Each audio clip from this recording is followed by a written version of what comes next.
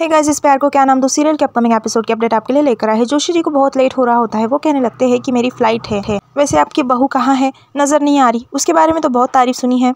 देखिए मुझे देर हो रही है, ऐसा वो कह रहे होते हैं। वहीं जो अंजलि होती है तो वो परेशान सी हो जाती है। सुजोल सोच रही होती है कि उसकी कबर्ड की तो चाबी मैंने फेंक दी है, अब कैसे बाहर चेंज करके आएंगी। आस्था जो होती है अपने कमरे में अलमारी खोलने की कोशिश कर रही होती है, लेकिन अलमारी लॉक होती है। चाबी ढूंढती है तो चाबी भी उसे नहीं मिल रही होती। तभी काव्या वहाँ पर आ जाती है और कहने लगती है कि आप मेरे मम्मा के कपड़े पहन लो ना, यहाँ पर बहुत अंधेरा है, चलिए ना मेरे साथ, ऐसा वो कह देती है। तभी काव्या आस्था को सुजोल के कमरे में लेकर आती है ताकि सुजोल की साड़ी पहन ले।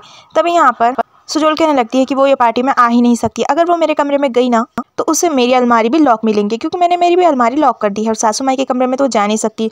तभी यहाँ पर आस्था सुजोल के कमरे में आती है, उसे वहाँ की भी अलमारी लॉक मिलती है। तभी काव्या याद करती है कि उसकी मम्मा ने एक साड़ी और कुछ गहने कबर्ड के पीछे छुपाए। तभी उसकी जगह बता देती है वो आस्था को। आस्था को समझ में आ जाता है कि सुजोल ने सब कुछ किया है। यहाँ पर जो जोशी जी होते जाने लगते, तभी उसे रोक लेते हैं निरंजन और कहने लगते बस 2 मिनट। और फिर बहुत गुस्सा आ जाता है श्लोक को कि उसके बाबा का फिर से एक बार अपमान हो रहा है। तभी वो सुजोल से कहते हैं कि जाकर उसे लेकर आइए आस्था को। यहाँ पर जो जोशी जी होते हैं वो कहने लगते हैं कि मुझे बहुत लेट हो रहा है, मेरी फ्लाइट भी है, बस मैं यहाँ पर आशीर्वाद देने के लिए आया था, क्योंकि मैं श्लोक की शादी में नहीं आ पाया था, लेकिन अब और कितना टाइम, ऐसा वो कह रहे होते हैं। वो कहने लगते हैं कि मुझे अब आज्ञा दीजिए। तभी निरंजन देखता है कि वहाँ से आस्था आ रही है। तभी निरंजन देख बड़ा खुश हो जाता है। आस्था वहाँ पर आती है, प्रणाम करती है, आशीर्वाद आस्था और श्लोक साथ में ले लेते हैं।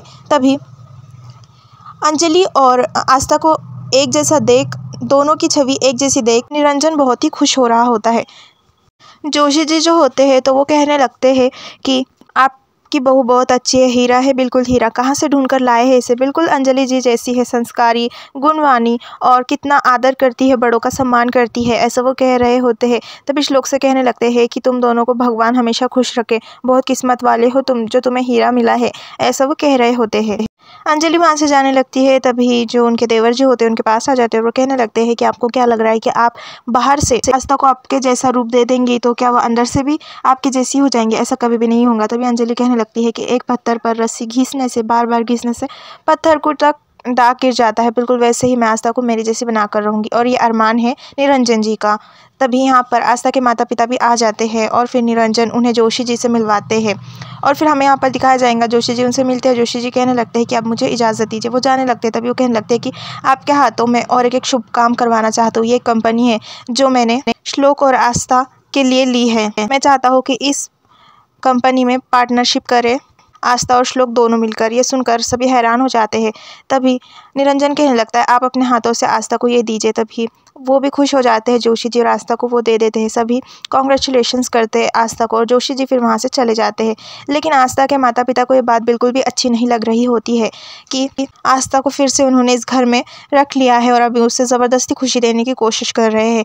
आस्था की माँ कुछ बोलने के लिए आ ही रही होती है। तभी उसके पापा उसका हाथ पकड़ लेते हैं और यहाँ पर जो श्लोक के फ्रेंड्स होते हैं वो भी कॉन्ग्रेचुलेट कर रहे होते हैं आस्था को। अंजलि आ जाती है आस्था के पास, यानी आस्था की माँ के पास, और वो कहने लगती है कि क्या बात है, इतने खुशी के अवसर पर भी आप मुंह लटकाए खड़ी है, ये तो अच्छी बात नहीं है ना। गड़े पुराने मुर्दे उखाड़ने में कोई मतलब नहीं है। यहाँ पर श्लोक को बहुत ही गुस्सा आ रहा होता है। आस्था के पास आता है और उसका हाथ जोर से पकड़ता है और वो कहने लगता है कॉन्ग्रेचुलेशंस।